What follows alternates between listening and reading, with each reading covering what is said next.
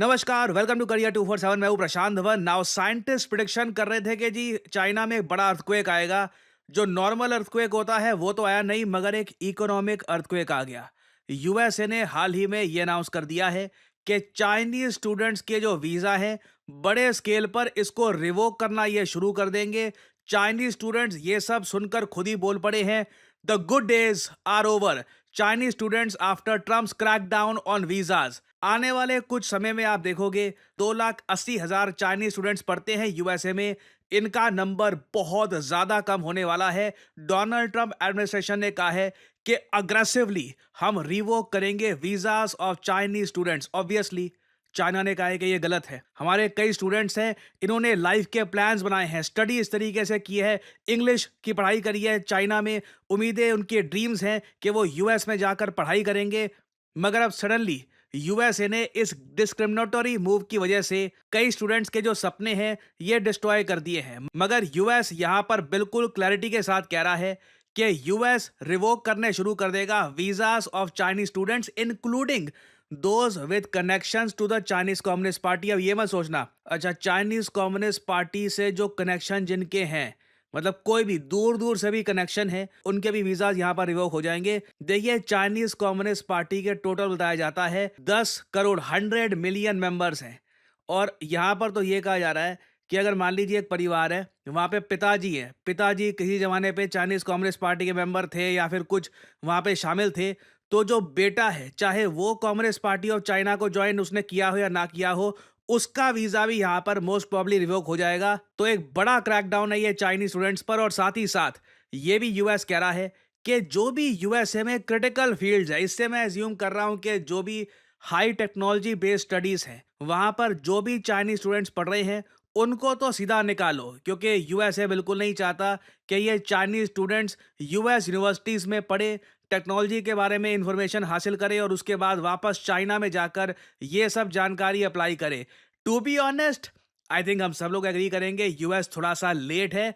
ये 10-15 साल पहले करते तो इसका कुछ इम्पैक्ट आता। अब तो खैर चाइना की कई यूनिवर्सिटीज वर्ल्ड क्लास बन चुकी है। मुझे लगता नहीं है कि क्रिटिकल फील्ड वाले सेक्टर में चाइनीज स्टूडेंट्स को हटाकर ये कुछ बहुत बड़ा अकॉम्प्लिश कर लेंगे। मगर चाइना आज के समय ह्यूमिलिएटेड फील कर रहा है कि इनके स्टूडेंट्स को लिटरली लात मार के निकाला जा रहा है यूनाइटेड स्टेट्स ऑफ अमेरिका से। और इतना ही नहीं, मार्को रूबियो ने रिसेंटली एक बहुत बड़ी स्टेटमेंट ये भी दी है कि कोई भी आदमी अगर इजराइल को क्रिटिसाइज करते हुए देखा गया सोशल मीडिया पर, चाहे वो कहीं का भी हो, उसका भी वीजा रिवोक कर दिया जाएगा। ये जो क्लिप है ये सुनिए। इस क्लिप का इम्पैक्ट कोई बड़ी बात नहीं है, भारत में भी हो सकता है।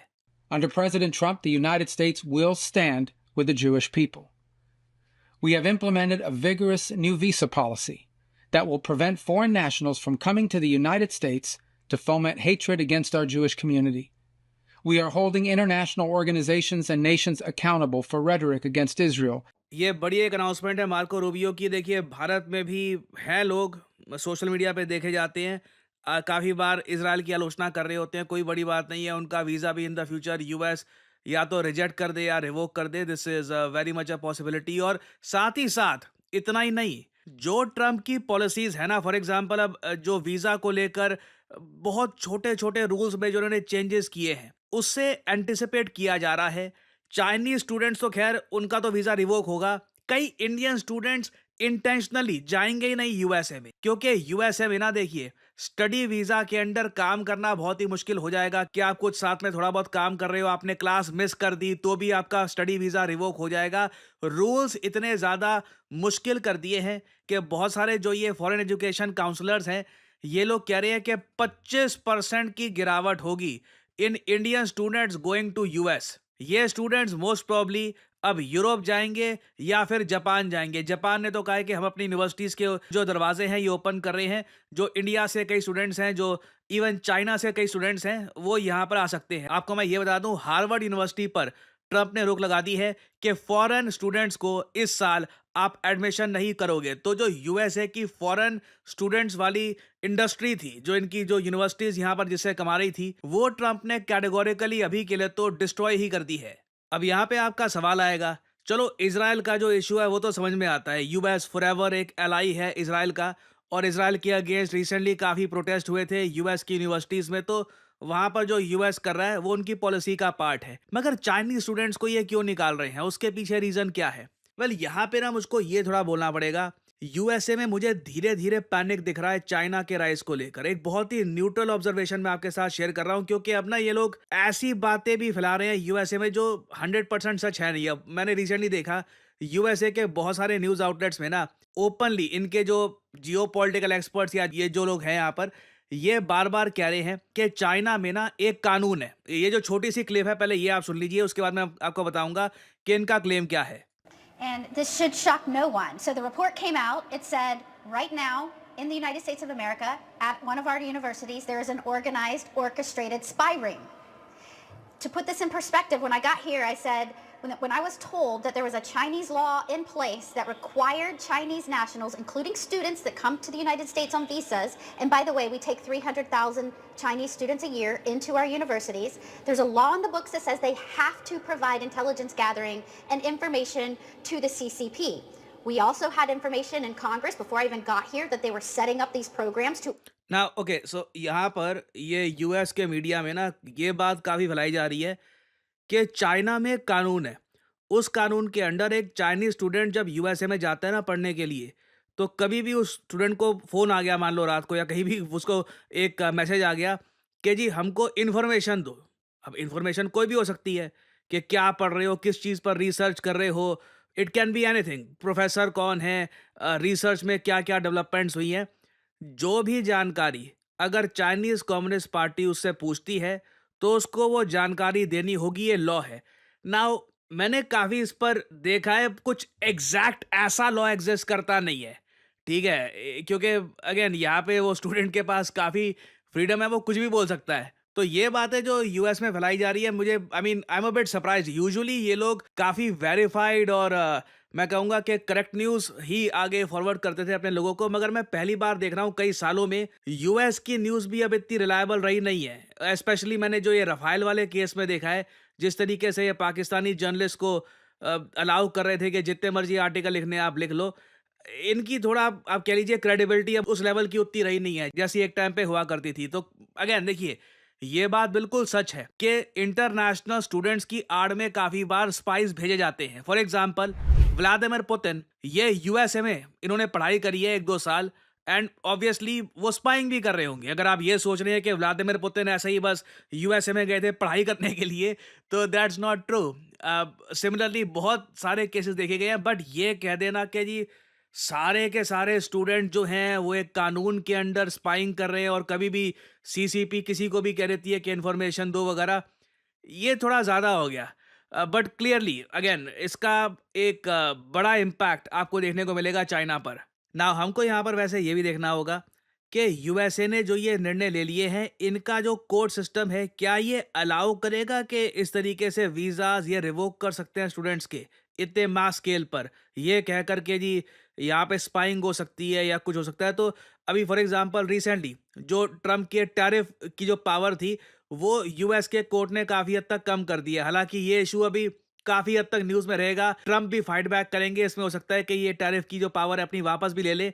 But US is clearly not acting like a world leader. मुझे साफ साफ दिख रहा है कि या तो यूएस की जो लीडरशिप है ना, अनफॉर्चुनेट है कि आज के समय एक स्टेबल माइंडेड आदमी के पास नहीं है जिसके पास एक प्लान है।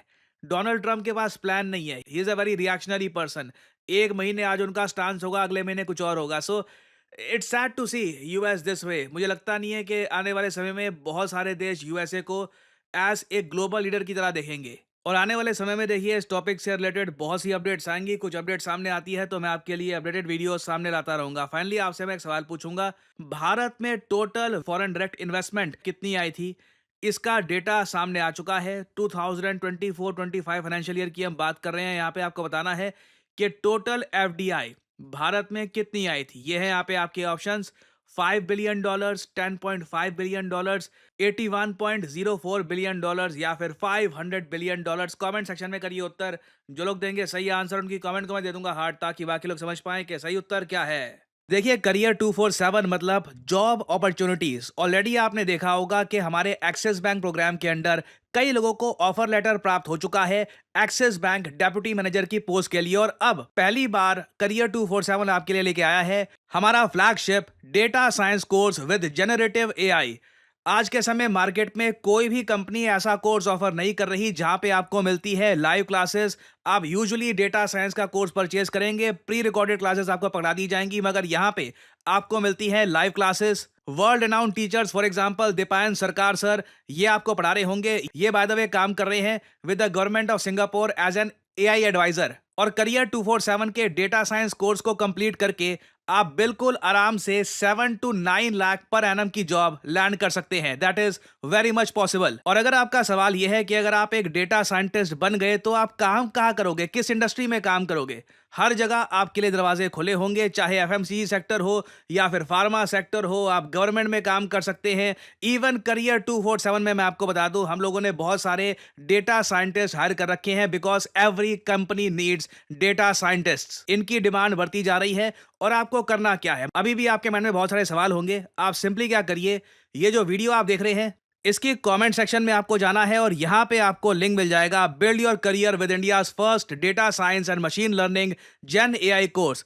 इस लिंक पर करिए क्लिक। यहाँ पे आपके सामने ये पेज खुल जाएगा। यहाँ पे अपना नाम, ईमेल, फोन नंबर और ऑब्वियसली यहाँ पे कोड डालिएगा PD10, ताकि आपको डिस्काउंटेड रेट पर ये कोर्स ऑफर हो। कोड आप अगर नहीं डालेंगे तो जो भी आपको प्राइस ऑफर किया जाएगा इट विल बी एलिवेटेड। तो मैक्सिमम डिस्काउंट पाने के लिए यूज द कोड PD10। हमारी तरफ से आपको कॉल आएगा, you can ask your question. और अगर आप खुद को देखते हैं as a data scientist in the future, then you can start with career 247 data science and machine learning with generative AI course. ऐसा कोर्स आपको वैसे मार्केट में मिलेगा नहीं, विद लाइव क्लासेस और साथ में आपको वेरियस और टूल्स भी मिलेंगे। और बाय द वे इस कोर्स से रिलेटेड और जानकारी मैं वेरियस और वीडियोस में आपको देता रहूंगा। सो अगर आप इंटरेस्टेड हैं, use the code PD10 and get in contact with the career 247 consultant. और इसी नोट के साथ यह है वीडियो कांत। Thank you for listening and as I always say, may the gods watch over you.